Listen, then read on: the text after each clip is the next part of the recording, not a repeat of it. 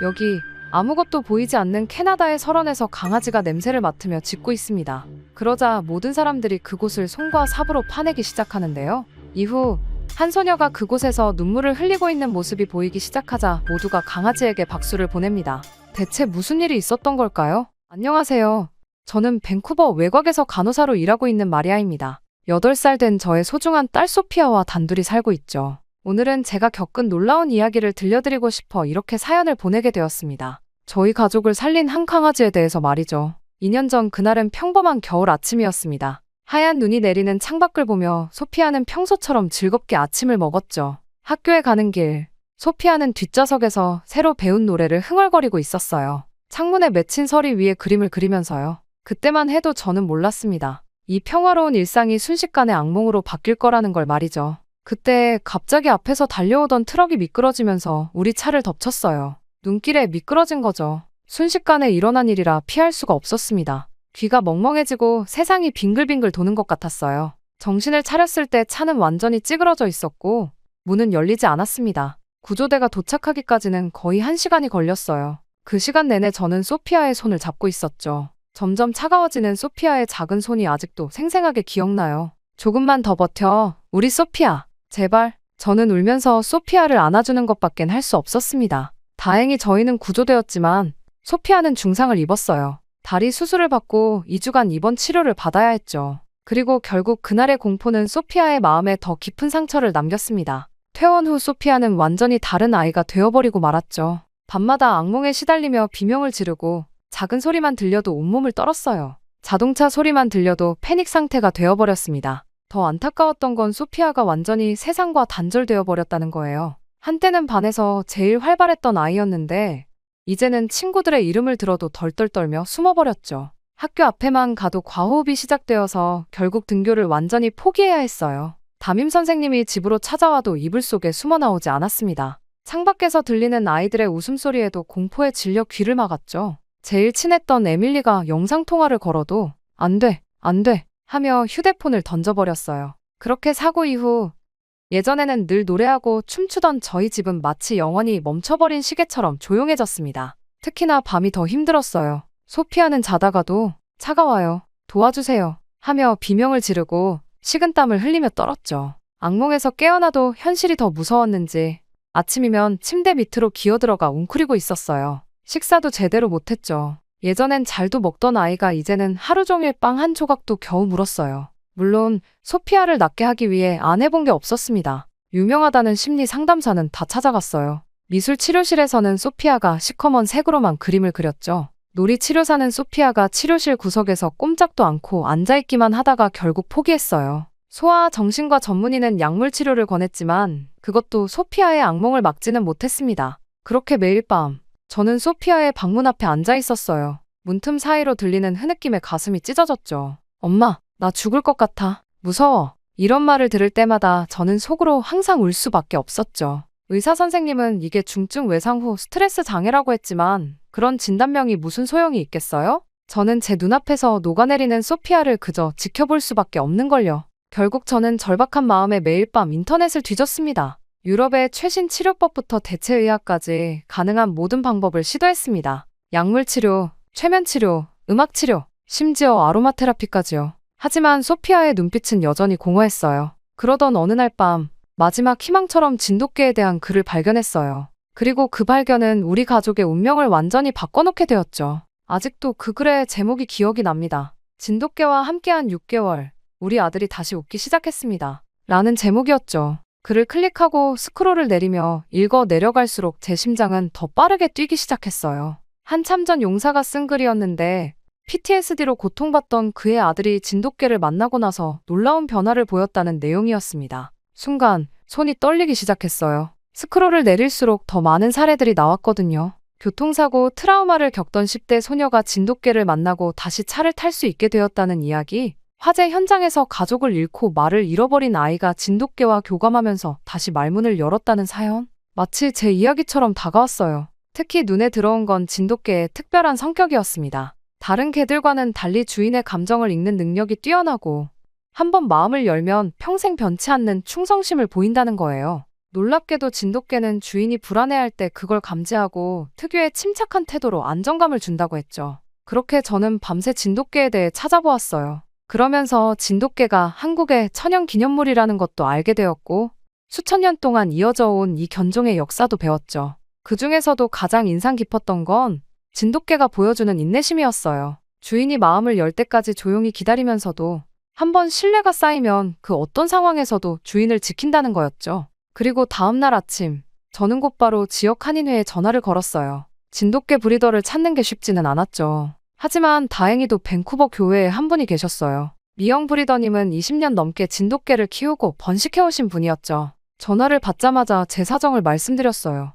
미영님, 제 딸이 지금 너무 힘들어하고 있어요. 혹시 진돗개가 도움이 될까요? 떨리는 목소리로 여쭤보았죠. 미영 브리더님은 잠시 침묵하시더니 지금 바로 와보세요. 라고 말씀하셨어요. 그날 오후 저는 소피아에게 엄마 잠깐 다녀올게. 라고 말하고 미영 브리더님의 농장을 찾아갔습니다. 그렇게 도시를 벗어나 1시간쯤 달렸을까요? 울창한 숲 사이로 나타난 농장은 마치 다른 세상 같았어요. 넓은 마당에는 진돗개들이 자유롭게 뛰어다니고 있었죠. 미영 브리더님은 저를 보자마자 마리아 씨죠? 하며 반갑게 맞아주셨어요. 저는 차를 마시며 소피아의 이야기를 더 자세히 들려드렸죠. 제 이야기를 끝까지 다 들으신 미영 브리더님은 잠시만 기다리세요. 라며 자리를 피하셨어요. 잠시 후 미영 브리더님이 데려온 강아지를 보는 순간 제 심장이 멎는 줄 알았어요. 순백색 털을 가진 3개월 된 암컷이었는데 까만 눈동자가 마치 소피아를 닮은 것 같았거든요. 다른 강아지들이 짖고 뛰어다닐 때도 이 강아지는 조용히 앉아서 저를 바라보고만 있었어요.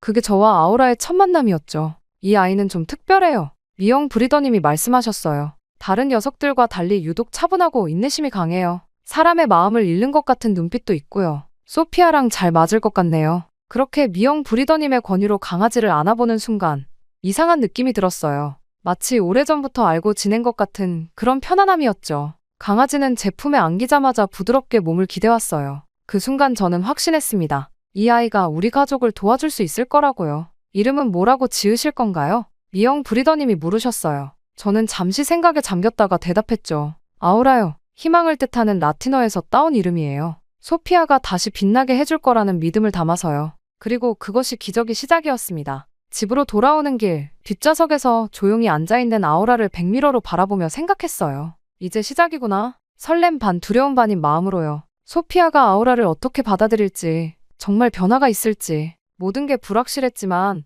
한 가지는 분명했어요. 더는 물러설 곳이 없다는 거요. 현관문 앞에 서서 열쇠를 꺼내들 때 아우라가 살짝 낑낑거렸어요. 마치 걱정 마세요. 제가 있잖아요. 라고 말하는 것 같았죠. 그렇게 떨리는 손으로 현관문을 열었을 때 저는 소피아의 반응이 두려웠어요. 평소처럼 조용히 들어가려 했지만 아우라의 발소리가 어쩔 수 없이 마룻바닥에 울렸거든요. 그 순간 거실에서 텔레비전을 보고 있던 소피아가 고개를 돌렸어요. 그리고 순백색의 아우라를 발견한 순간 소피아의 눈이 커졌습니다. 엄마, 저 건? 소피아의 목소리가 떨렸어요. 제가 뭔가 설명하려 했지만 소피아는 이미 자기 방으로 뛰어들어가 문을 쾅 닫아버렸죠. 쿵 하는 소리와 함께 제 심장도 덜컥 내려앉는 것 같았어요. 혹시 제가 아우라를 데려온 게 실수였을까요? 불안한 마음에 아우라를 바라보았는데 놀랍게도 아우라는 전혀 동요하지 않았어요. 다른 강아지였다면 갑자기 닫힌 문에 놀라 짖거나 긴장했을 텐데 아우라는 마치 이런 반응을 예상했다는 듯 차분하게 소피아의 방문 앞으로 걸어갔습니다.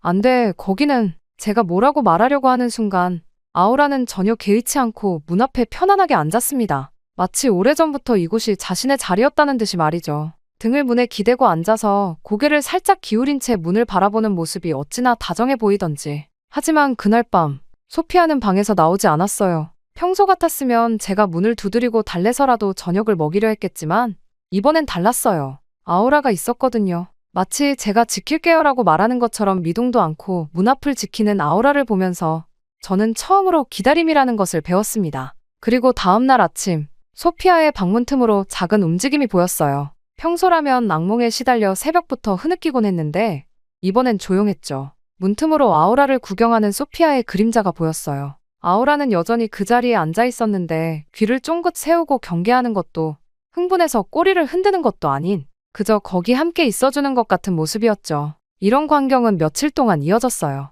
소피아는 방 안에서, 아우라는 문 밖에서. 마치 보이지 않는 대화를 나누는 것 같았죠. 가끔 소피아가 문을 조금 더 벌리면 아우라는 고개를 살짝 돌려 부드러운 눈빛을 보내는 정도였어요. 억지로 다가가려 하지 않았죠. 그러다 셋째 날 밤 특별한 일이 일어났습니다. 소피아가 평소처럼 악몽을 꾸고 있었나 봐요. 방 안에서 흐느끼는 소리가 들렸거든요. 그런데 이번엔 달랐어요. 아우라가 처음으로 소리를 냈어요. 으르렁거리거나 짖는 게 아니라 아주 작고 부드러운 휘파람 같은 소리였죠. 마치 자장가처럼 들려왔어요. 그러자 놀랍게도 소피아의 흐느낌이 멈췄어요. 그리고 잠시 후 문이 조금 열렸죠. 소피아가 눈물로 범벅이 된 얼굴로 아우라를 내다보고 있었어요. 아우라는 여전히 그 자리에 앉아 평화로운 눈빛으로 소피아를 바라보았죠. 그리고 마침내 기적 같은 순간이 찾아왔습니다. 소피아가 조심스럽게 손을 내밀었거든요. 처음에는 겁먹은 듯이 떨리는 손이었는데 아우라의 따뜻한 숨결이 손끝에 닿자 조금씩 안정되어 갔어요. 소피아의 작은 손가락이 아우라의 부드러운 털에 닿았을 때 저는 숨을 죽이고 그 순간을 지켜보았습니다. 안녕, 아우라. 소피아의 작은 목소리가 들렸어요. 너무나도 오랜만에 다른 존재를 향해 건넨 인사였습니다. 아우라는 그제서야 아주 천천히 몸을 돌려 소피아를 마주보았어요. 그리고 소피아의 손길이 닿는 곳으로 살며시 머리를 기울였죠. 그 순간 소피아의 눈에서 눈물이 흘러내렸습니다. 하지만 이번엔 달랐어요. 공포나 불안 때문이 아닌 뭔가 다른 감정. 어쩌면 안도감이었을까요? 소피아는 조금씩 문을 더 열었고 아우라는 참을성 있게 기다렸어요. 마침내 문이 완전히 열렸을 때 소피아는 바닥에 앉아 아우라를 품에 안았습니다. 그 포옹은 마치 영원처럼 느껴졌어요. 소피아의 작은 팔이 아우라의 목을 감싸고 아우라는 부드럽게 소피아의 어깨에 머리를 기대었죠. 둘 다 아무 말도 하지 않았지만 그 침묵이 오히려 더 많은 이야기를 들려주는 것 같았어요. 지금 생각해보면 그때가 바로 치유의 시작이었던 것 같아요. 소피아가 자신의 두려움을 넘어서 다른 존재를 받아들인 첫 순간이었으니까요. 아우라는 단순한 반려견이 아니었어요. 소피아의 닫혀있던 마음을 열어준 열쇠였죠. 그리고 그건 시작에 불과했어요. 우리는 아직 아우라가 얼마나 특별한 존재인지 몰랐으니까요. 그렇게 아우라와 소피아의 첫 교감 이후 우리 가족의 일상은 조금씩 변화하기 시작했어요. 처음엔 저도 아우라를 어떻게 대해야 할지 잘 몰랐죠. 소피아를 돌보느라 아우라와 교감할 시간도 없었고요. 하지만 매일 밤 소피아의 방문 앞을 지키는 아우라를 보면서 이 아이가 정말 특별하다는 걸 깨달았어요. 아침마다 출근 준비를 할 때면 아우라는 제 발치에 앉아 저를 바라보았죠. 마치 오늘은 어떻게 지내실 건가요? 라고 묻는 것 같은 눈빛으로요. 처음에는 그저 밥을 달라는 줄 알았는데 어느 날 문득 깨달았어요. 아우라는 제 표정이 밝을 때는 꼬리를 천천히 흔들며 기분 좋게 쳐다보다가도 제가 걱정에 잠겨 있을 때면 조용히 다가와 제 무릎에 머리를 기대었거든요. 특히 인상 깊었던 건 제가 소피아 때문에 우는 걸 본 날이었어요. 그날도 소피아는 악몽에 시달렸고 저는 부엌 구석에서 혼자 눈물을 훔치고 있었죠. 그때 아우라가 자신의 물그릇을 물고 와서는 제 앞에 조심스럽게 내려놓았어요. 마치 물 한 잔 드세요. 진정하시라고요. 라고 말하는 것처럼요. 그 순간 저는 아우라가 단순한 반려견이 아니라는 걸 깨달았습니다. 이뿐만이 아니었습니다. 소피아의 변화는 매우 놀라웠어요. 아침에 일어나면 제일 먼저 아우라를 찾았고 가끔은 작은 속삭임으로 아우라에게 이야기를 들려주기도 했죠. 멀리서 보면 마치 오랜 친구처럼 보였어요. 아우라는 소피아가 이야기할 때마다 귀를 쫑긋 세우고 경청하는 모습이었죠. 그렇게 한 달이 지날 무렵 결국 사건이 일어나고 말았습니다. 소피아가 처음으로 외출하고 싶다고 말한 거예요. 엄마, 나 눈썰매 타러 가고 싶어요. 소피아가 조심스럽게 말했죠. 아우라의 털을 쓰다듬으며 하는 말이었어요. 저는 깜짝 놀랐어요. 사고 이후로 소피아가 집 밖으로 나가고 싶다고 한 적이 한 번도 없었거든요. 아우라를 데려온 지 한 달도 채 안 됐는데 이런 변화가 생기다니. 물론 처음에는 망설였어요. 혹시 소피아가 겁을 먹지는 않을까, 또 트라우마가 악화되지는 않을까 걱정됐죠. 하지만 소피아의 눈빛은 오랜만에 보는 반짝임으로 가득했어요. 아우라도 마치 동의하듯 꼬리를 살랑거렸고요. 그래, 가자. 아우라도 함께 데려가자꾸나. 제가 대답하자 소피아는 처음으로 환하게 웃었어요. 2년 만에 보는 딸의 미소였죠. 그리고 그 순간만큼은 모든 게 좋아질 거라고 믿었죠. 앞으로 다가올 일은 전혀 예상치 못한 채 말입니다. 그렇게 주말 아침, 우리는 근처 썰매장으로 향했습니다. 차 안에서 소피아는 여전히 긴장한 모습이었지만 뒷좌석에서 따뜻하게 기대어 있는 아우라 덕분에 무사히 도착할 수 있었어요. 도착한 썰매장은 경사가 완만한 작은 언덕들이 여러 개 있어서 초보자들도 안전하게 즐길 수 있는 곳이었어요. 소피아는 처음에는 두려워했지만 아우라가 옆에서 지켜보고 있다는 걸 알고는 조금씩 용기를 내기 시작했죠. 엄마, 나 화장실 다녀올게요. 소피아가 말했어요. 세 번째 썰매를 타고 내려온 후였죠. 얼굴이 상기되어 있었고 오랜만에 밝은 목소리였어요. 금방 올 거예요. 아우라랑 같이 갈게요. 저는 잠시 망설였지만 이내 고개를 끄덕였어요. 화장실은 바로 눈썰매장 옆에 있었고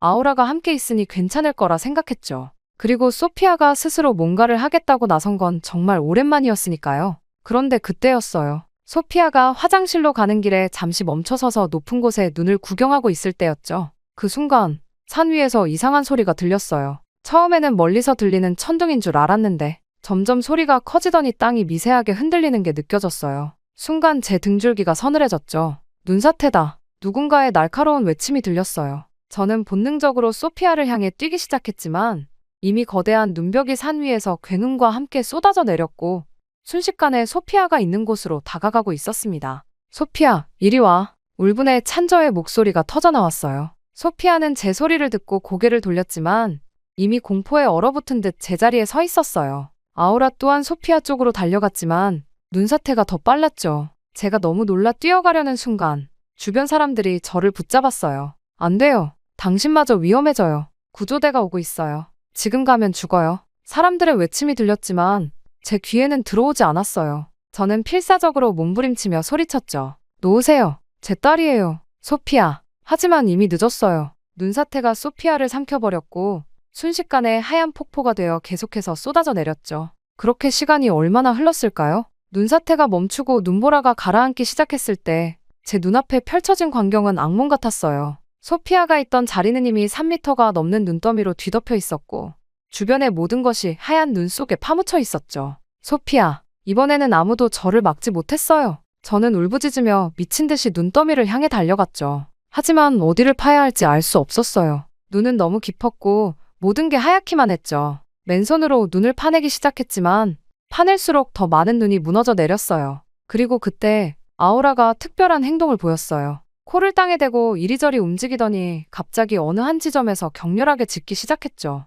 그리고는 앞발로 눈을 파내기 시작했어요. 저는 직감적으로 알았어요. 아우라가 소피아의 냄새를 찾았다는 걸. 여기에요. 이쪽이에요. 제가 소리치자 주변 사람들이 달려왔어요. 모두가 손과 삽으로 필사적으로 눈을 파내기 시작했죠. 아우라는 계속해서 한 지점을 파고 또 팠어요. 마치 여기 있어요. 제발 빨리요. 라고 말하는 것처럼 간절한 눈빛으로 저를 바라보았죠. 시간은 잔인하리만큼 천천히 흘렀어요. 1분이 1시간처럼 느껴졌죠. 손가락이 얼어붙고 피가 나도 멈출 수 없었어요. 소피아가 저 밑에서 숨을 쉬고 있을까? 아직 살아있을까? 온갖 생각이 제 머릿속을 채찍질했죠. 그리고 마침내 아우라가 파던 곳에서 작은 손가락이 보였어요. 여기 있어요. 누군가가 소리쳤죠. 움직였어요. 손가락이 움직여요. 그 소리에 모두가 더욱 필사적으로 눈을 파내기 시작했어요. 구조대가 도착했을 때는 이미 소피아의 상체가 절반쯤 드러나 있었죠. 놀랍게도 소피아는 의식이 있었어요. 눈더미 사이에 작은 공간이 생겨서 숨을 쉴 수 있었대요.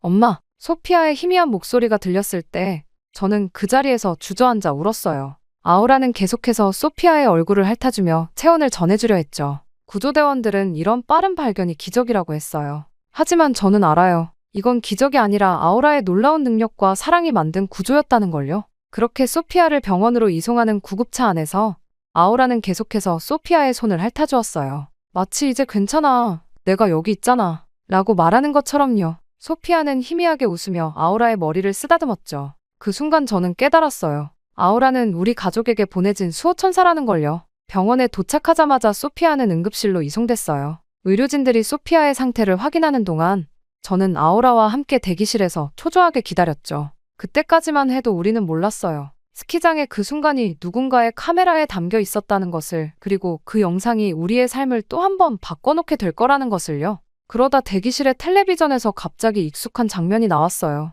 진돗개 영웅, 눈사태 속 어린이 구조하다. 화면에는 아우라가 필사적으로 눈을 파내는 모습이 나오고 있었죠. 구조대원들의 바디캠과 주변 사람들의 휴대폰으로 찍힌 영상이었어요. 저는 그제서야 알았어요. 아우라의 놀라운 활약이 고스란히 카메라에 담겨 있었다는 걸. 한국의 천연기념물인 진돗개가 밴쿠버에서 눈사태에 갇힌 8살 소녀를 구조하는 기적을 만들어냈습니다. 아나운서의 목소리가 울려 퍼졌어요. 이어지는 인터뷰에서 한 구조대원이 말했죠. 제가 15년간 구조 활동을 하면서 이런 경우는 처음 봤습니다. 개가 정확히 매몰자의 위치를 찾아낸 건 정말 놀라운 일이에요. 영상은 아우라가 처음 냄새를 맡아 소피아의 위치를 찾는 순간부터 필사적으로 눈을 파내는 모습, 그리고 마침내 소피아를 발견하는 순간까지 모든 과정을 담고 있었어요. 특히 아우라가 지친 기색도 보이지 않고 계속해서 한 지점을 파는 모습은 보는 사람들의 마음을 울리기에 충분했죠. 그리고 그날 저녁, 소피아가 검사를 마치고 병실에 옮겨진 후에 여러 방송사의 취재 요청이 쇄도했어요. 처음에는 지역 뉴스였다가 밴쿠버 전체에, 그리고 캐나다 전국 뉴스로 번져나갔죠. CNN이 처음 연락해왔을 때는 정말 놀랐어요. 진돗개의 기적적인 구조? 라는 제목으로 특집 방송을 하고 싶다고 했거든요. 다른 뉴스에서는 한국의 진돗개, 캐나다에서 생명을 구하다 라는 헤드라인으로 우리 이야기를 보도했어요. 특히 아우라가 평소 소피아의 PTSD 치료에도 도움을 주고 있었다는 사실이 알려지면서 이야기는 더욱 화제가 되었죠. 진돗개의 충성심과 치유의 능력이 전 세계인의 마음을 사로잡은 거예요. 이뿐만이 아니었습니다. 전문가들의 분석도 이어졌어요. 한국의 진돗개 전문가들은 화상 인터뷰를 통해 진돗개의 특별한 능력에 대해 설명했죠. 진돗개는 뛰어난 후각과 지능을 가졌을 뿐만 아니라 주인과 특별한 유대감을 형성하는 견종입니다. 수천 년간 한국에서 가정을 지켜온 충직한 개죠. 아우라가 보여준 행동은 진돗개의 이러한 본능과 충성심이 완벽하게 발현된 사례라고 할 수 있습니다. 구조 전문가들 또한 아우라의 행동에 매우 놀라워했어요.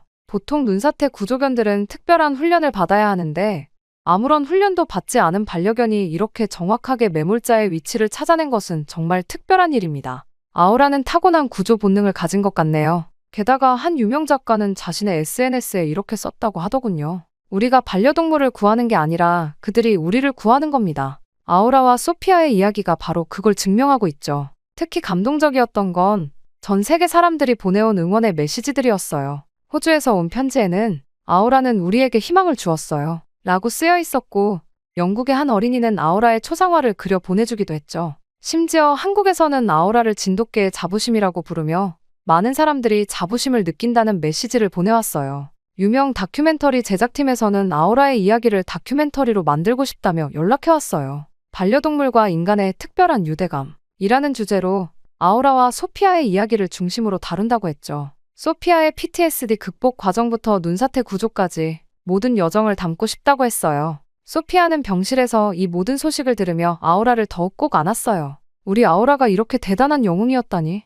소피아의 눈에는 자부심이 가득했죠. 아우라는 여전히 변함없이 소피아 곁을 지키며 가끔 달라진 시선을 받을 때마다 수줍은 듯 고개를 숙이기도 했어요. 이제 아우라는 단순한 반려견이 아닌 진정한 영웅이 되었어요. 하지만 우리 가족에게는 여전히 그저 소중한 가족이자 소피아의 가장 친한 친구일 뿐이에요. 때로는 영웅적인 행동이 그저 사랑하는 이를 지키려는 마음에서 나온다는 걸 아우라가 우리에게 가르쳐준 것 같아요. 언론의 관심이 조금씩 잦아들 무렵 우리에게는 더욱 특별한 순간이 찾아왔어요. 소피아가 퇴원을 앞둔 어느 날 아침이었죠. 창문으로 들어오는 따스한 햇살 속에서 소피아가 아우라를 꼭 안으며 말했어요. 엄마, 아우라가 나를 구했어요. 그 한마디가 제 마음을 울렸어요. 2년 만에 처음으로 소피아가 자신의 경험을 또렷한 목소리로 표현한 거예요. 사고 이후로 소피아는 자신의 감정이나 경험을 말로 표현하지 못했거든요. 모든 것을 짧은 단어나 고개 끄덕임으로만 대답했었죠. 하지만 그날 소피아는 처음으로 완성된 문장으로 자신의 감정을 표현했어요.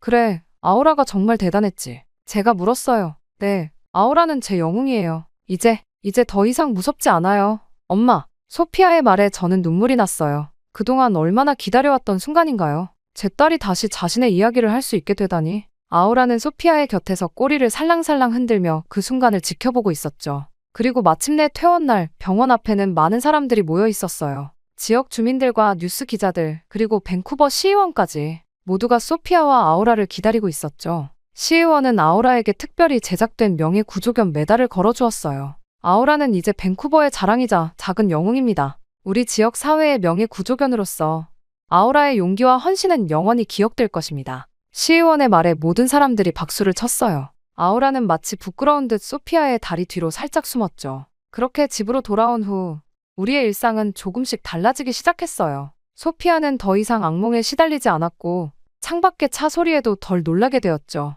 아우라가 곁에 있으면 어떤 상황에서도 안정감을 느끼는 것 같았어요. 특히 놀라웠던 건 소피아가 학교로 돌아가겠다고 했을 때였습니다. 이제 괜찮을 것 같아요. 아우라가 있는 집으로 돌아올 수 있다는 게 든든해요. 소피아가 말했죠. 아침에 등교할 때는 불안해하면서도 하교 후 아우라를 만날 생각에 힘을 내는 모습이었어요. 그리고 대망의 첫 등교 날, 정말 감동적인 광경이 펼쳐졌어요. 학교 친구들과 선생님들이 소피아의 복귀를 따뜻하게 환영해 주었거든요. 소피아를 환영합니다라는 팻말도 있었고, 친구들은 모두 소피아의 영웅 아우라 이야기를 듣고 싶어 했죠. 하교 후에는 종종 친구들이 우리 집에 놀러 오기 시작했어요. 처음에는 아우라가 궁금해서 왔던 아이들이 이제는 소피아와 진짜 친구가 되었죠. 소피아도 조금씩 마음을 열기 시작했고요. 이제 저희는 주말이면 공원으로 산책을 가요. 예전에는 상상도 할 수 없었던 일이죠. 더욱 놀라운 건 길을 지나는 사람들이 종종 아우라를 알아보고 인사를 건넨다는 겁니다. 저기 봐, 밴쿠버의 영웅이잖아.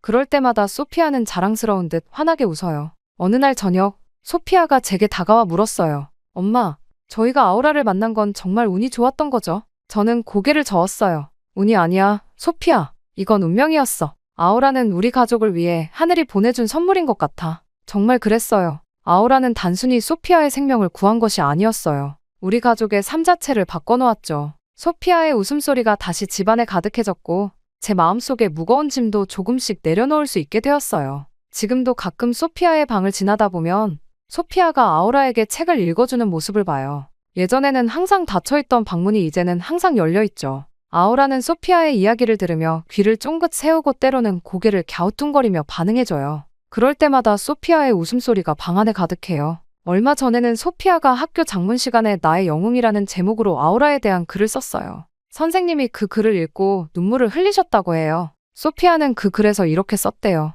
아우라는 내 친구이자 영웅이에요. 하지만 아우라는 단순히 나를 눈사태에서 구해준 것만으로 영웅인 게 아니에요. 아우라는 내 마음속의 두려움도 함께 녹여주었거든요. 이제 나는 더 이상 혼자가 아니에요. 언제나 나를 지켜주는 따뜻한 천사가 있으니까요. 저는 이제 확신해요. 우리 가족의 진정한 치유는 그날 소피아의 방문 앞에서 시작되었다는 거려. 아우라가 그 문을 열어준 거예요. 그리고 지금도 계속해서 우리 가족의 새로운 문을 열어주고 있죠. 아우라는 우리 가족의 생명을 구했을 뿐만 아니라 우리의 삶을 바꿨습니다. 제가 인터뷰에서 했던 이 말은 지금도 제 마음속 가장 깊은 곳에서 울리는 진실이니까요. 그리고 지금도 소피아와 아우라의 일상도 여전히 아름답게 이어지고 있답니다. 매일 아침 공원을 산책하는 두 친구의 모습은 이제 우리 동네의 명물이 되었죠. 사람들은 여전히 아우라를 알아보고 인사를 건네지만 이제는 영웅이라서가 아니라 우리 마을의 소중한 이웃이기 때문이에요. 소피아는 이제 자신의 경험을 다른 사람들과 나누는 것을 두려워하지 않아요.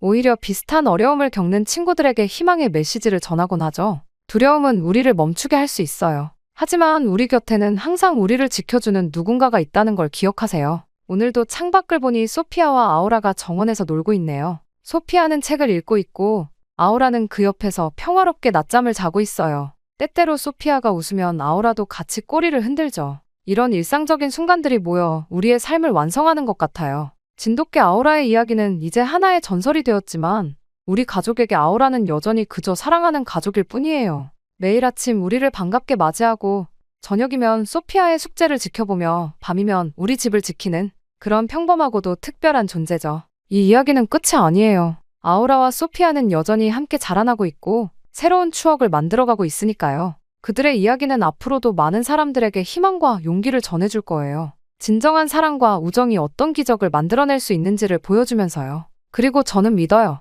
이 세상 어딘가에는 또 다른 아우라가 있을 거라고요. 누군가의 마음을 열어주고 삶을 바꿔놓을 준비가 되어 있는 특별한 친구들이요. 우리는 그저 그들의 사랑을 받아들일 준비가 되어 있으면 될 뿐이죠. 그리고 이 모든 것을 알려준 것은 저희에게 선물처럼 와준 아우라 덕분이랍니다. 왜 한국의 천연기념물인지 알 수 있는 저희의 영웅 아우라 말이에요. 그리고 앞으로도 저희는 저와 소피아 그리고 아우라와 함께 행복하게 살아가려 해요. 평생 감사하는 마음을 가지면서 말이죠. 저의 이야기는 이렇게 끝이 나지만 저희의 새로운 여정은 이제 시작입니다. 아우라와 함께 말이죠. 지금까지 저희 이야기를 들어주셔서 감사합니다. 대한민국의 온돌이 이렇게나 대단하다고. 여기 일본의 전시장에서 한 가족이 부둥켜 안고 눈물을 흘리고 있습니다. 그리고는 이내 어떤 한 장면을 보고는 경악을 금치 못하고 있는데요. 도대체 이들에게는 무슨 일이 있었던 걸까요? 안녕하세요. 저는 삿포로에 사는 일러스트레이터 사토 유키코입니다. 바로 우리 가족은 3대째 한국에 대한 안 좋은 감정을 가지고 있어요. 한국과는 절대 관계하지 말라. 는 할아버지의 유언이 가풍처럼 이어져 왔죠. 때문에 어린 시절부터 한국 물건은 집에 들이지 않는 것이 당연했고 한국 음식점 앞도 지나치지 않았답니다. 심지어 저희 어머니는 보수 정치인들에 반한 발언을 적극적으로 지지하시고 한국 관련 뉴스만 나와도 채널을 돌리셨죠. 게다가 명절 때마다 우리 집안의 자존심을 지키자 며 가족들에게 한국에 대한 이야기를 하시곤 했습니다. 그런 저희 집안 때문에 제 남편 켄지도 홋카이도 대학의 물리학 교수이지만 한국 연구진과의 협업은 항상 피해왔어요. 국제학회에서도 한국 연구자들과는 대화를 피하고 돌아오고는 했죠. 제 아들 켄타는 더했습니다. 학교에서 케이팝을 좋아한다는 친구를 멀리하는 것은 물론이고 급식에 김치가 나온 날에는 아예 밥을 먹지 않고 돌아오기도 했죠. 검도부 대회 때는 한국 선수들과 시합하는 것을 거부해서 문제가 된 적도 있었어요. 물론 저 역시 마찬가지였습니다. 일러스트레이터로 활동하면서 한국 출판사의 의뢰는 무조건 거절했고 디자인 공모전에서도 한국 기업이 주최하는 건 참가조차 하지 않았어요. 이런 우리 가족의 모습이 자랑스럽기까지 했죠. 하지만 그때는 전혀 몰랐습니다. 곧 한국이 저희 인생을 뒤엎을 것이라는 사실을 말이죠. 때는 겨울이었습니다. 눈으로 유명한 만큼 홋카이도의 겨울은 역시나 매우 추웠죠. 그날도 저는 창밖으로 눈보라가 휘몰아치는 것을 보며 작업실에서 코타츠에 몸을 묻은 채 태블릿 펜을 움직이고 있었습니다. 매년 겨울이면 이렇게 코타츠 속에 틀어박혀 작업을 하지만 올해는 전력난까지 겹쳐 난방 제한 권고가 내려졌기에 더욱 힘들더군요. 그나마 추위를 견딜 수 있는 유일한 방법인 코타츠는 우리 집의 자부심이었습니다. 어머니께서 일본 전통의 코타츠면 충분하다 고 늘 말씀하셨고 저 역시 동의했으니까요. 하지만 요즘 들어 이 자부심에 금이 가기 시작했습니다. 장시간 구부정한 자세로 작업을 하다 보니 허리가 아파서 밤잠을 설치는 날이 잦아졌거든요. 그보다 더 큰 문제는 켄타의 아토피예요. 중학교 검도부에서 땀을 흘리고 돌아온 켄타가 코타츠에 들어가면 땀에 젖은 몸과 눅눅한 이불이 만나 상태가 더 나빠지곤 합니다. 얼마 전에는 코타츠 이불을 들춰보다가 충격을 받았죠. 통풍이 안 되는 이불 속에 시커먼 곰팡이가 피어있는 걸 발견했으니까요. 엄마, 가려워. 너무 가려워서 못 참겠어. 매일 밤 켄타의 흐느낌 소리에 잠에서 깼습니다. 손톱으로 긁어 피가 난 팔과 다리, 벌겋게 부어오른 목덜미를 보고 있자면 가슴이 미어졌어요. 아침이면 이불과 잠옷에 피가 묻어있고 붉은 상처 자국이 온몸을 뒤덮고 있었습니다. 병원에서는 원인을 특정할 수 없다며 항히스타민제만 처방해 주었죠. 켄타의 아토피가 곰팡이 때문일 수도 있다는 생각이 들었지만 차마 어머니께 말씀드리지 못했습니다. 전기요금 고지서를 보며 한숨 짓는 켄지의 모습, 코타츠에서 나는 퀴퀴한 곰팡이 냄새, 그리고 밤마다 울며 긁어대는 켄타를 보고 있자면 우리의 고집이 과연 옳은 걸까 하는 의문이 들었어요. 지난주에는 켄타가 긁다가 피가 나서 응급실에 실려가기도 했죠. 오늘도 코타츠 속에서 작업을 하는데 켄타가 학교에서 돌아와 검은 도복 차림으로 들어섰습니다. 땀에 젖은 얼굴이 벌써 가려운지 극적이고 있었어요. 목 부분에 붕대가 살짝 보이고 손목의 붉은 상처는 아직도 아물지 않았습니다. 이대로는 안 되겠다는 생각이 들었습니다. 아들의 건강을 위해서라도 다른 대안을 찾아봐야 한다는 생각이 들었죠. 심지어 전기요금 고지서를 보니 작년보다 2배나 늘었더군요. 최악의 한파가 몰아치면서 전력 수요가 급증했다고 합니다. 뉴스에서는 전력 예비율이 5%도 안 된다며 비상이 걸렸다고 하더군요. 코타츠 온도를 낮추자니 추워서 견딜 수가 없고 그대로 두자니 전기요금이 감당이 안 될 지경이 되었습니다. 가장 큰 문제는 켄타의 상태는 날이 갈수록 나빠지고 있다는 것이었습니다. 검도부 활동이 끝나고 돌아오면 온몸이 땀으로 젖어 있는데 그대로 코타츠에 들어가 숙제를 하거든요. 습한 공기가 피부에 닿으면서 아토피는 더욱 심해지고 밤이면 온몸을 긁어대느라 잠도 제대로 못 이루고 있었으니까요. 이불을 자주 말리고 교체해도 소용이 없었습니다. 코타츠 틈새로 비집고 들어오는 찬 공기와 이불 속에 따뜻한 공기가 만나면서 생기는 습기를 막을 방법이 없으니까요. 곰팡이 냄새는 점점 심해지고 켄타의 아토피도 걷잡을 수 없이 악화되고 있었습니다. 이대로는 안 되겠다는 생각이 들었지만 대안을 찾기가 쉽지 않았어요. 집을 고치려면 어머니의 눈치를 봐야 했고 무엇보다 이 혹한의 겨울을 어떻게 나야 할지 해결책이 보이지 않았습니다. 물론 그때는 몰랐죠. 저희 가족을 인생을 뒤흔들 만한 일이 다가오고 있다는 것을 말입니다. 그러던 어느 날 아침 우연히 눈에 들어온 신문 광고가 제 시선을 사로잡았습니다. 사포로 디자인 위크에서 지속가능한 주거 특별전이 열린다는 내용이었죠. 평소라면 그냥 지나쳤을 텐데 켄타의 피투성이 손목을 붕대로 감아주며 밤을 지새운 직후라 유난히 눈에 들어왔어요. 혹시 켄타의 아토피에 도움이 될 만한 것이 있을까 하는 마음에 저는 이끌리듯 전시회를 찾았습니다. 입구에서 받은 팸플릿을 보니 친환경 난방 시스템, 새집 증후군 해결 방안, 실내 공기질 개선 등 제가 고민하던 문제들과 관련된 내용이 많더군요.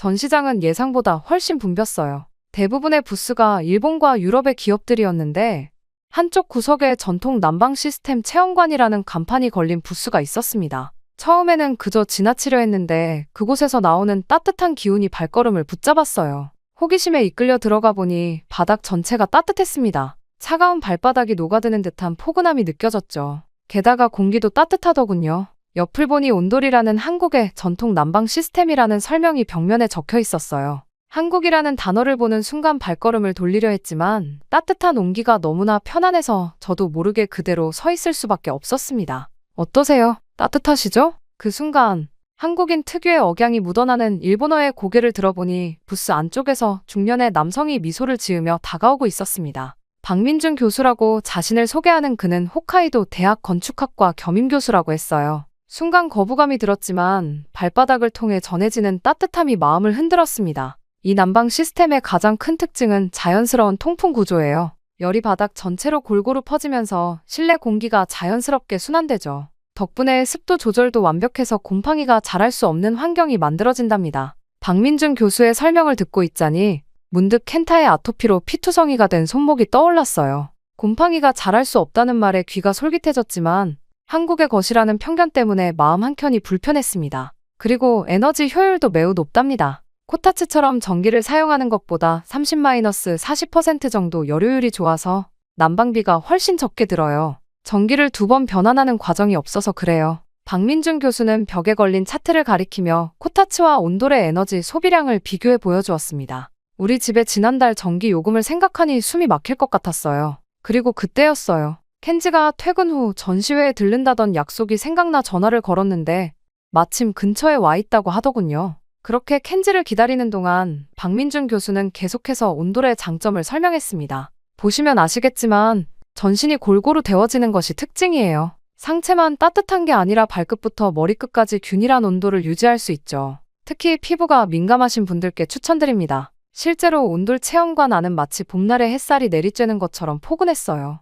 곳곳에 설치된 온도계와 습도계가 쾌적한 실내 환경을 보여주고 있었죠. 한쪽 벽면에는 온돌의 구조를 보여주는 단면도가 전시되어 있었는데 열이 어떻게 전달되는지 한눈에 알 수 있게 되어 있었습니다. 얼마 지나지 않아 도착한 켄지는 도착하자마자 온돌의 과학적 원리에 깊은 관심을 보였어요. 물리학 교수답게 열 전달 방식과 에너지 효율에 대해 박민준 교수와 열띤 토론을 시작했습니다. 처음에는 한국인이라는 것을 알고 약간 경직된 모습이었지만 대화가 진행될수록 켄지의 표정이 밝아졌어요. 이건 정말 과학적으로 완벽한 시스템이네요. 연력학 법칙에 따른 자연스러운 대류 현상을 이용한 거라니 놀랍습니다. 켄지의 말에 박민준 교수는 더욱 자세한 설명을 이어갔어요. 바닥 전체를 데우는 방식이 어떻게 에너지 효율을 높이는지, 왜 곰팡이가 생기지 않는지, 실내 공기 질이 어떻게 개선되는지. 남편의 눈빛이 점점 더 진지해지는 게 보였습니다. 그때 갑자기 켄타에게서 전화가 왔어요. 검도 연습이 끝나고 전시회로 오겠다는 거였죠.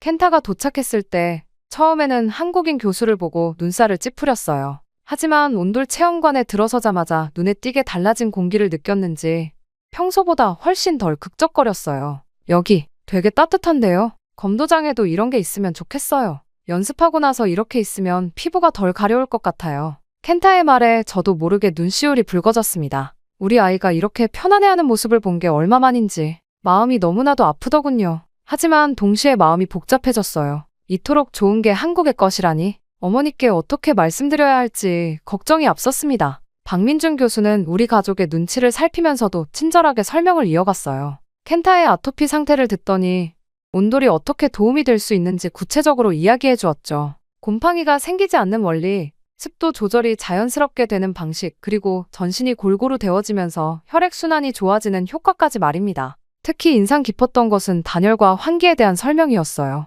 현대식 온돌은 전통 온돌의 장점은 그대로 살리면서도 최신 기술로 더욱 효율을 높였다고 했죠. 단열재와 추결 시스템이 결합되어 한번 데워진 열이 오래 유지된다는 점이 놀라웠습니다. 그렇게 온돌을 체험하고 집으로 돌아오는 길, 차 안은 묘한 긴장감이 감돌았습니다. 켄지는 평소와 달리 생각에 잠긴 듯 조용했고 켄타는 여전히 따뜻했던 바닥을 이야기하며 들떠 있었어요. 저는 어머니의 반응이 걱정되면서도 처음으로 희망이 보이는 것 같은 기분이 들었죠. 과학은 국경이 없는 거야. 켄지가 작은 목소리로 중얼거렸어요.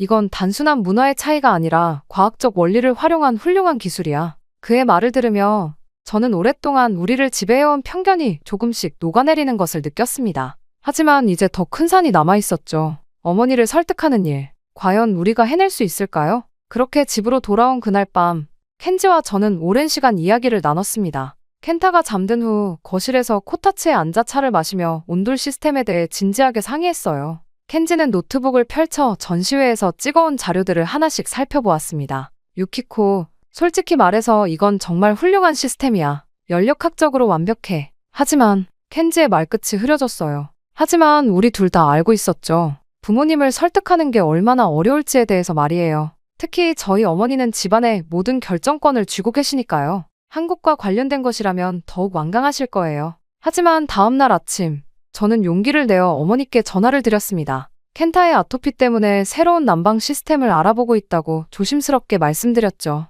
하지만 온돌이란 말이 나오는 순간 전화기 너머로 어머니의 날카로운 목소리가 들려왔어요. 뭐라고? 한국의 온돌을 우리 집에 들여오겠다고. 절대 안 돼. 그런 미개한 나라의 물건이 일본 전통 가옥을 망치게 할 순 없어. 예상은 했지만 어머니의 반응은 생각보다 더 격렬했습니다. 곧바로 우리 집으로 오시겠다고 하셨고 그날 오후 내내 어머니의 설교를 들어야 했어요. 켄타의 아토피와 곰팡이 문제를 말씀드렸지만 어머니는 들으려고도 하지 않으셨습니다. 마지막 희망을 걸고 아버지를 찾아갔어요. 평소 과묵하신 아버지였지만 이성적인 분이라 혹시나 하는 마음에서였죠. 연구실에서 퇴근하시는 아버지를 기다려 상황을 설명드렸습니다. 아버지, 켄타가 많이 아파요. 코타츠의 곰팡이 때문에. 아버지는 한참을 말씀이 없으셨어요. 그러다 천천히 입을 여셨습니다. 나도 너희 마음은 알아. 하지만 이건 단순한 난방 문제가 아니야. 우리 집안의 전통이고 자존심이야. 내 할아버지께서 그토록 강조하셨던 것을 거부할 수는 없단다. 미안하구나. 아버지의 눈빛에서 안타까움이 느껴졌지만 결정을 바꾸실 생각은 없어 보였어요. 상황이 너무나도 절망적이었죠. 결국 켄지는 다른 접근법을 시도했어요. 대학 연구실에서 곰팡이 샘플을 채취해 분석하기 시작했고 코타츠와 온돌의 습도 관리 비교 실험을 진행했습니다. 실험실 한쪽에 코타츠를 다른 한쪽에 작은 온돌 체험존을 설치했죠. 여기 봐. 코타츠 이불 안쪽의 습도가 75%를 넘어. 곰팡이가 번식하기 딱 좋은 환경이야. 반면 온돌은 40-50% 사이를 유지해. 이건 3주간의 데이터야. 켄지는 매일 아침 저녁으로 습도와 온도를 체크하고 공기 중 곰팡이 포자 수까지 측정했어요. 그래프는 명확한 차이를 보여줬죠. 게다가 일주일 동안 연구실에서 거의 살다시피 했어요. 코타츠 이불에서 채취한 곰팡이를 현미경으로 관찰하고 그것이 아토피에 미치는 영향을 연구했죠. 동료 교수들의 도움도 받아가며 자료를 수집했습니다. 이건 아스페르길루스라는 곰팡이야. 알레르기성 질환을 일으키는 주요 원인이 된다고 해. 켄타의 아토피가 악화된 이유를 알 것 같아. 연구 결과를 정리한 켄지는 건축학과 동료들 앞에서 프레젠테이션을 준비했어요. 박민준 교수도 초청했죠. 발표장에는 20여 명의 교수들이 모였고 켄지는 차분하게 설명을 이어갔습니다. 전통적인 코타츠와 현대식 온돌의 가장 큰 차이점은 습도 관리에 있습니다. 코타츠는 국소적인 열원으로 인해 이불 내부의 습도가 축적되는 반면 온돌은 바닥 전체가 고르게 가열되어 자연스러운 공기 순환이 일어납니다. 실험 결과 코타츠 환경에서는 3일 만에 곰팡이 콜로니가 형성되었지만 온돌 환경에서는 3주가 지나도 곰팡이가 발견되지 않았습니다. 프레젠테이션은 성공적이었어요. 여러 교수들이 켄지의 연구에 관심을 보였고 특히 의대 교수는 아토피 치료에 있어 실내 환경의 중요성을 강조하며 적극적인 지지를 보냈답니다. 하지만 그럼에도 불구하고 부모님의 반대는 여전했어요. 켄지가 연구 결과를 들고 설득하려 했지만 어머니는 학문적인 것과 가문의 전통은 별개 라며 완강하게 거부하셨죠. 아버지는 말없이 고개를 돌리셨고요. 오히려 켄지에게 너마저 한국 편을 들 거냐 며 서운해하셨어요. 결국 우리는 어려운 결정을 내려야 했습니다. 부모님 몰래 공사를 진행하기로 한 거예요. 박민준 교수님께 비밀리에 공사를 부탁드렸고 다행히 흔쾌히 받아들여 주셨답니다. 걱정 마세요. 최대한 조용히 진행하도록 하겠습니다. 무엇보다 켄타 군의 건강이 중요하니까요. 공사는 예상보다 순조롭게 진행됐어요. 박민준 교수님이 소개해준 한국인 기술자들의 숙련된 솜씨에 켄지도 감탄했죠. 특히 전통 가옥의 구조를 해치지 않으면서도 현대적 설비를 설치하는 기술이 인상적이었답니다. 그 과정에서 가장 신기했던 것은 켄타의 변화였습니다. 처음에는 한국인 기술자들을 경계하던 아이가 어느새 공사 현장에서 스케치북을 들고 있더군요. 기술자들의 섬세한 손길을 그림으로 담아내는 모습이 인상적이었어요.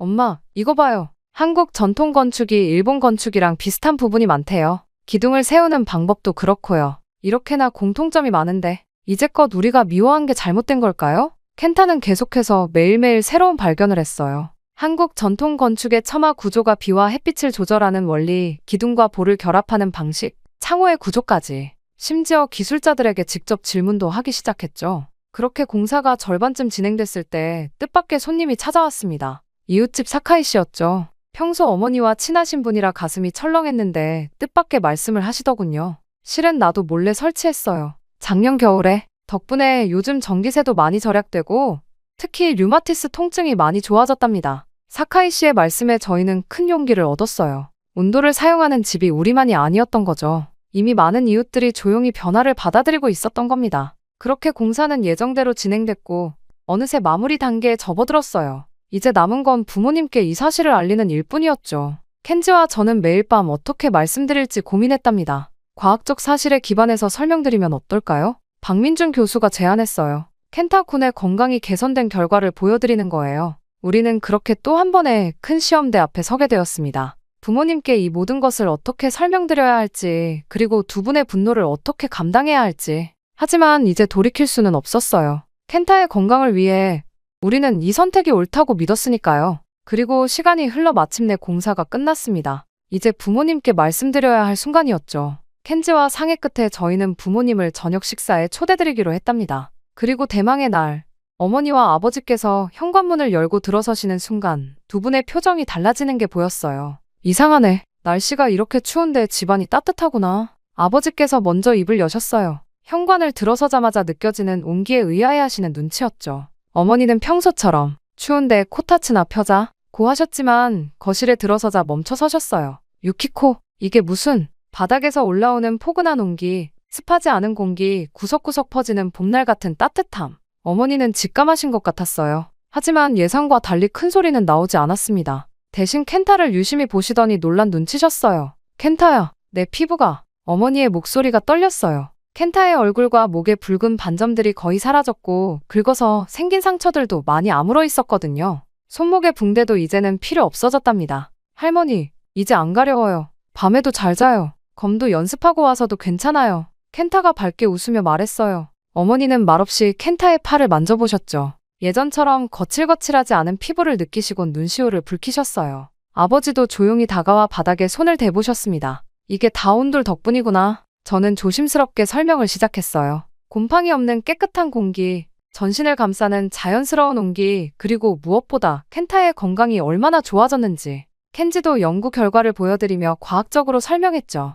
게다가 제 작업실도 완전히 달라졌어요. 더 이상 코타츠에 구부정하게 앉아있을 필요가 없어졌거든요. 바닥 전체가 따뜻해서 자유롭게 자세를 바꿔가며 작업할 수 있답니다. 허리 통증도 많이 좋아졌고요. 실은 제가 요즘 작업 시간이 늘었어요. 전에는 추워서 또 허리가 아파서 자주 쉬었는데 이제는 훨씬 편하게 일할 수 있거든요. 그리고 무겁게 옷을 겹쳐 입지 않아도 되고요. 어머니는 여전히 말씀이 없으셨어요. 대신 이불을 가져오셔서 바닥에 깔고 앉아보셨죠. 그리고는 오랫동안 그 자리에 계셨답니다. 아버지도 옆에 앉으시더니 책을 읽던 켄타의 머리를 쓰다듬어 주셨어요. 그때였어요. 갑자기 현관 초인종이 울렸는데 이웃집 미야모토 할머니였어요. 정전이 되어 너무 춥다고 하시면서 잠시 있다 가도 되냐고 하시더군요. 그 뒤로 또 다른 이웃들도 하나둘 찾아오기 시작했어요. 아이고, 여기는 정말 따뜻하네요. 마치 봄이 온 것 같아요. 그렇게 우리 집은 어느새 이웃들의 피난처가 되었어요. 한파 속에서 전기 사용이 제한되었지만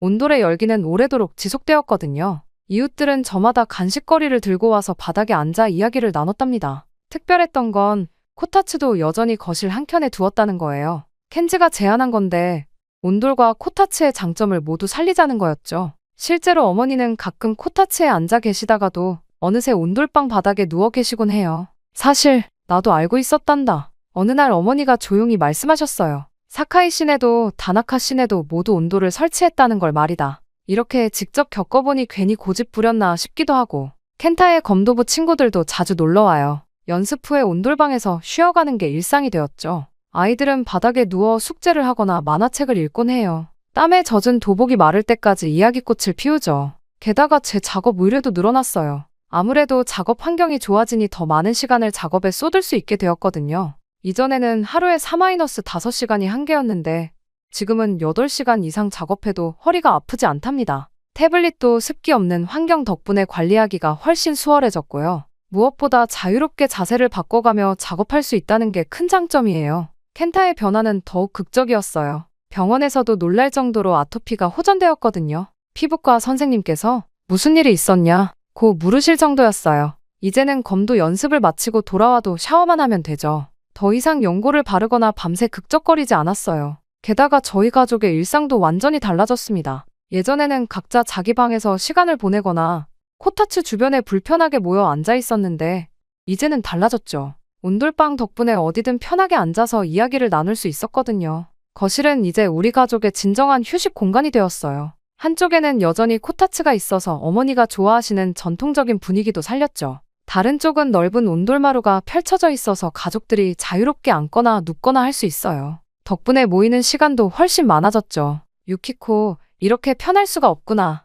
어머니가 어느 날 말씀하셨어요. 바닥에 누워서 천장을 보고 있으니 마치 젊었을 때로 돌아간 것 같아. 아버지도 달라지셨어요. 퇴근하시면 이제는 저희 집으로 와서 온돌방에 누워 신문을 보시는 게 일과가 되었죠. 가끔은 켄타와 함께 바닥에 누워 별자리 책을 보시기도 해요. 예전에는 상상도 할 수 없었던 모습이에요. 주말이면 온 가족이 거실에 모여 영화도 보고 보드게임도 해요. 켄타는 친구들을 데려와 숙제를 하거나 만화책을 읽기도 하고요. 이렇게 가족이 한 공간에서 오랫동안 함께 시간을 보낸 적이 언제였는지 기억도 나지 않네요. 정말 놀라운 건 이 모든 변화가 단순한 난방 시스템의 교체에서 시작됐다는 거예요. 온도를 설치하면서가 시작이었죠. 차가웠던 우리의 편견이 녹아내리면서 가족의 온기도 함께 커져간 것 같아요. 이제 우리 집은 진정한 의미의 따뜻한 보금자리가 되었답니다. 이후 우리가 가진 편견을 버리고 나니 오히려 더 큰 가치를 발견하게 된 거죠. 라는 켄지의 말처럼 우리 가족의 변화는 이제 큰 반향을 일으키고 있었습니다. 켄지의 연구는 예상보다 더 큰 주목을 받았어요. 대학 연구소에서는 3개 연구실이 공동으로 대규모 프로젝트를 시작했어요. 1000가구를 대상으로 하는 대규모 조사였죠. 코타츠 사용 과정과 온돌 설치 과정의 실내 환경을 비교하는 내용이었어요. 온돌 설치 과정의 경우 실내 곰팡이 포자 수가 평균 82% 감소했어요. 특히 아토피나 천식이 있는 거주자의 85%가 증상 완화를 경험했다는 데이터가 나왔죠. 연구 발표회장은 발 디딜 틈이 없었습니다. 의대, 건축학과, 환경공학과 교수들이 모두 모였거든요. 질문이 쏟아졌죠. 전기 사용량은 어떤가요? 일본 전통 가옥 구조에 미치는 영향은요? 장기적인 건강 효과는 어떻게 측정하실 계획인가요? 켄지는 차분하게 설명했어요. 전기 사용량은 평균 43% 감소, 전통 가옥의 구조는 오히려 더 견고해졌다는 조사 결과도 있었답니다. 켄타도 학교에서 큰 활약을 했어요. 보건 수업 발표를 준비하면서 아버지의 연구 자료를 바탕으로 직접 파워포인트도 만들고 자신의 아토피 치료 과정을 사진으로 정리했죠. 여기 보세요. 제 팔에 상처가 어떻게 아물었는지 알 수 있죠. 이건 곰팡이 포자를 현미경으로 본 사진이에요. 아빠가 찍어주셨어요. 반 친구들은 놀라움을 감추지 못했다고 하더군요. 특히 비슷한 증상으로 고생하는 친구들의 부모님들께서 연락을 주시기도 했죠. 보건 선생님은 켄타의 발표 자료를 다른 반에서도 보여주고 싶다고 하셨어요. 당연히 어머니의 변화가 가장 놀라웠어요. 텔레비전에서 우연히 한국의 전통 건축을 다룬 다큐멘터리를 보시게 된 게 시작이었죠. 처음에는 그냥 지나치려 하셨대요. 하지만 온돌의 과학적 원리를 설명하는 부분에서 발걸음을 멈추셨다고 하더군요. 이렇게 과학적인 거였니? 우리가 얼마나 무지했던 걸까? 이제는 이웃들이 모이면 어머니가 먼저 온돌 이야기를 꺼내세요. 켄타의 아토피가 나은 이야기부터 시작해서 전기세가 줄어든 이야기, 잠이 잘 온다는 이야기까지, 심지어 한국 드라마도 찾아보시기 시작했어요. 예전이었다면 상상도 못할 일이었죠. 게다가 지난 겨울 그토록 반대하시던 어머니가 이웃들을 초대해 다과회를 여셨어요. 온돌방에 앉아 한국 전통차를 마시며 이야기꽃을 피우시더군요. 어머니의 말씀이 아직도 귓가에 맴돌아요. 우리가 고집을 부린 게 아니라 편견에 사로잡혀 있었던 거구나. 이제야 알겠어. 켄지의 연구는 이제 전국적인 프로젝트가 되어가고 있어요. 30개 대학, 50개 병원이 참여하는 대규모 연구로 발전했죠. 켄타는 이제 당당하게 말해요. 우리 집의 온돌이 사람들을 돕고 있대요.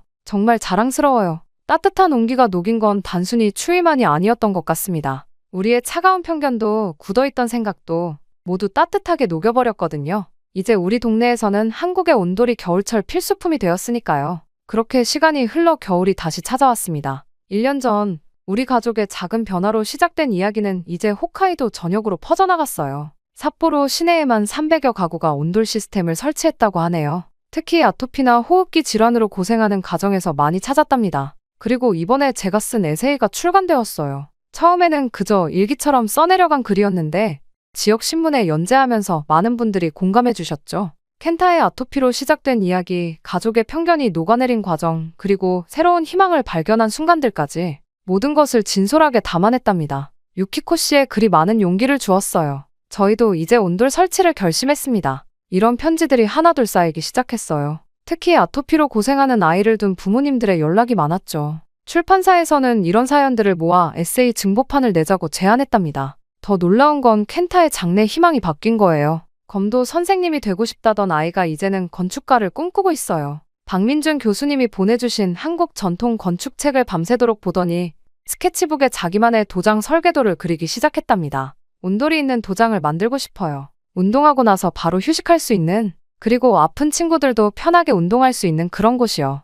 켄지의 연구도 새로운 단계로 접어들었어요. 박민준 교수님과 함께한 친환경 주거 프로젝트를 시작했거든요. 두 분은 전통 건축의 장점을 현대 기술과 접목하는 연구를 진행하고 계세요. 특히 온돌의 원리를 응용한 새로운 난방 시스템 개발에 집중하고 계시죠. 우리가 미처 몰랐던 선조들의 지혜가 이렇게나 과학적이었다니 앞으로가 더 기대됩니다. 켄지의 말처럼 이제 온돌은 의료계에서도 공식적으로 인정받고 있어요. 홋카이도 의사회에서는 건강 주거 환경 가이드라인에 온돌 시스템을 필수 항목으로 포함시켰답니다. 아토피 환자들의 성공 사례가 쌓이면서 피부과와 소아과에서도 적극적으로 추천하고 있죠. 어머니도 이제는 완전히 달라지셨어요. 한국 드라마를 보시다가 문득 이런 말씀을 하시더군요. 저기 보이는 집도 온돌이 있을까? 우리처럼 따뜻하게 지내고 있겠지? 우리 집은 이제 작은 문화 교류의 장이 되었어요. 한국에서 오신 분들, 온돌에 관심 있는 이웃들, 아토피로 고민하는 부모님들, 매주 다양한 분들이 찾아오시죠. 이야기를 나누다 보면 어느새 밤이 깊어지곤 해요. 특히 기억에 남는 건 지난주에 있었던 일이에요. 박민준 교수님이 한국의 건축학도들을 데리고 오셨는데 켄타가 직접 나서서 우리 집을 소개했답니다. 서툰 한국어로 설명하는 모습이 기특하더라고요. 저희 집의 온돌이 제 인생을 바꾸었어요. 이제는 제가 더 좋은 온돌을 만들어보고 싶어요. 켄타의 말에 박민준 교수님이 미소를 지으셨어요. 켄타군, 꼭 한국에서 건축을 공부하면 좋겠구나. 우리 가족의 이야기는 이제 새로운 장을 향해 나아가고 있어요. 켄지와 박민준 교수님의 연구는 점점 더 깊어지고 켄타는 자신만의 꿈을 향해 한 걸음씩 나아가고 있죠. 저는 이 모든 이야기를 글로 담아내며 더 많은 사람들과 나누고 싶어요. 제 에세이의 마지막 문장처럼 건강한 따뜻함에는 국경이 없다. 정말 그런 것 같아요. 우리가 가진 편견이라는 벽을 허물자 그 너머에는 더 넓은 세상이 기다리고 있었네요. 이제 우리 가족의 겨울은 매년 더욱 따뜻해질 거예요. 그리고 저는 믿어요. 이 따뜻한 이야기가 앞으로도 계속해서 퍼져나갈 거라는 걸. 마치 온돌의 온기처럼 천천히 하지만 끊임없이 더 많은 이들에게 희망과 위로가 되어줄 거라고요. 저의 이야기는 여기서 끝이 나지만 저희 새로운 이야기는 이제 시작이랍니다. 저희 가족을 바꿔준 한국의 온돌에게 감사함을 전하며 저희 이야기는 여기서 마치겠습니다. 지금까지 저희 이야기를 들어주셔서 감사합니다.